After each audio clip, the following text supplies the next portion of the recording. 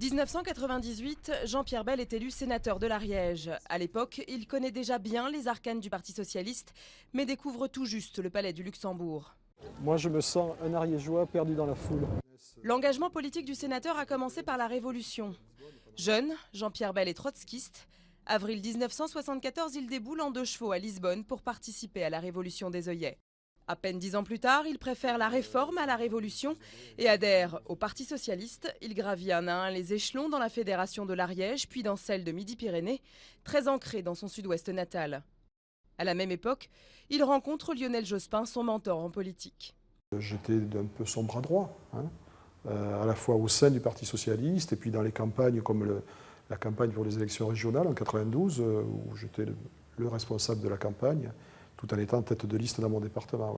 À la tête du groupe socialiste depuis 2004, Jean-Pierre Bel est un président discret, quasi inconnu du grand public, mais très apprécié par ses troupes. À l'écart de Solferino, il a préféré dans la course aux primaires François Hollande à Martine Aubry, à l'instar de nombreux élus locaux. Récemment, à l'automne 2010, Jean-Pierre Bel a commencé à sortir de l'anonymat lors des assauts répétés du groupe socialiste contre la réforme des retraites. Décidément, le Sénat n'aura pas résisté longtemps au coup de colère du président de la République. Dans l'hémicycle, dans les manifestations, jamais on ne l'a autant entendu. Depuis, le soufflet était retombé, mais voilà à nouveau la machine médiatique qui s'emballe autour de lui.